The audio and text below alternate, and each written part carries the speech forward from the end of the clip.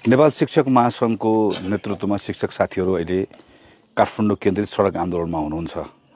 यो अवस्था आउने कुरा हाम्रो निम्ति दुर्भाग्यको विषय पनि हो र हामी सरकारमा बसिरहेको हिजो सरकारमा बसेका संसदमा रहेको राजनीतिक दलहरूका निम्ति एउटा लज्जाको विषय पनि हो।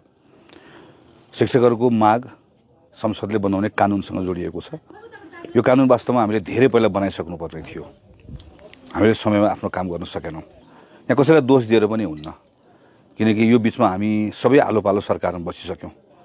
हामीले सरकारमा बस्दाखेरि जुन तदारुकता देखाउनु पर्ने हो त्यो देखाउन सकेनौँ, संसदमा देखाउन सकेनौँ, जसको कारणले गर्दा आज सडकमा आउनुपर्ने अवस्था बनेको छ। त्यसैले हिजो भएको गल्ती कमजोरीलाई हामी सबैले स्वीकार्नुपर्छ र कसैलाई दोषारोपण नगरिकन हाम्रो सामूहिक प्रयासबाट शिक्षकहरूको माग सम्बोधन गरेर चाँडोभन्दा चाँडो उहाँहरूलाई हामीले कक्षाको ठाउँ फिर्ता गराउनुपर्छ। वैशाख 2बाट नयाँ सत्र सुरु हुँदैछ। त्योभन्दा पहिला यो विषय हामीले टुङ्ग्याएनौँ भने यसले शैक्षिक क्षेत्रलाई नराम्रोसँग प्रभावित गर्छ। अहिले हेर्दै गर्दा हल्का लाग्न सक्छ, तर यसले लामो समयसम्म नेपालको सार्वजनिक शिक्षाको क्षेत्रलाई प्रभाव पार्न सक्छ। त्यसैले हामी पनि सचेत हुनुपर्छ। खास गरिकन प्रधानमन्त्रीजी र सरकारमा बसेका साथीहरूले अझ बढी जिम्मेवारी बोध गर्नुपर्छ र शिक्षक साथीहरूले पनि यो अहिलेको समयको संवेदनशीलतालाई बुझिदिनुपर्छ भन्ने लाग्छ। के गर्ने भन्ने सन्दर्भमा मलाई लागेको कुरा जुन मैले सरकारमा बसेको साथीहरूलाई पनि भनिरहेको छु, त्यो कुरा भनेको दुईवटा फरक ठाउँ राखेर दुईवटा चरणमा अथवा दुईवटा विषयहरू छन्। मूलतः पहिलो अहिले आन्दोलन र शिक्षक साथीले राख्नुभएका कुराहरू जुन कानुन नबनाइकन हल गर्न सकिन्छ, मन्त्री परिषदले निर्णय गरेर करिब 15वटा विषयहरू छन्।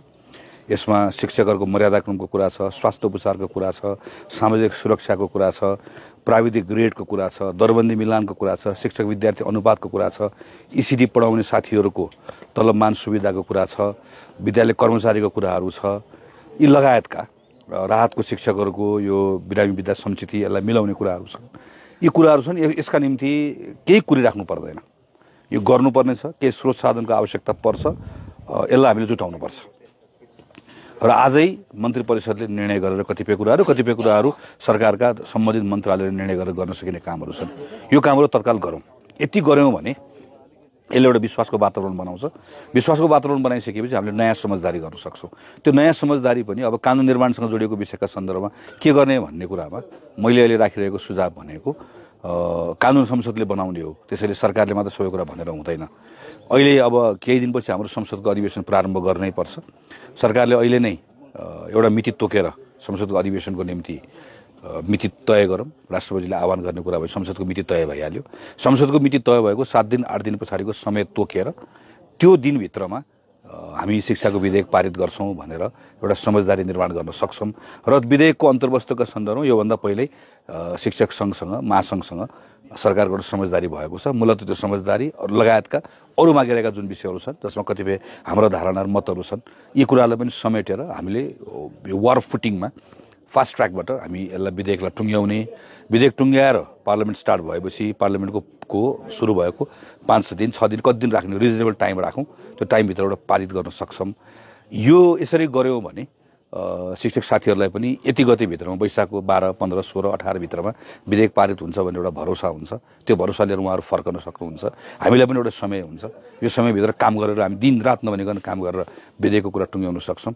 सरकारलाई पनि सुरक्षित ढङ्गले विषय अवतरण गर्ने एउटा सुविधा उपलब्ध हुन्छ। तर यो सबै गर्नको लागि विश्वासको वातावरण बनाउनु पर्नेछ। विश्वासको वातावरणको लागि यो कुनै प्रतिक्रिया व्यक्त गर्ने होइन। सरकारमा बसेको साथीहरूलाई मेरो अनुरोध छ कि मन्त्री परिषदले र मन्त्रालयले निर्णय गरेर हुने अहिले मैले उठाएका जुन कुराहरू छन् करिब 15वटा विषयमा उहाँहरूका मागहरू समेटेका छन्। ती कुराहरूलाई आजै अवेर नगरिकन यी कुराहरूलाई सम्बोधन गरौँ। यसबाट अलिकति सहज वातावरण बनाऊ भन्ने यो लाग्छ र यसका निम्ति म सरकारलाई पनि अनुरोध गर्छु, शिक्षक साथीहरूलाई पनि आह्वान गर्छु।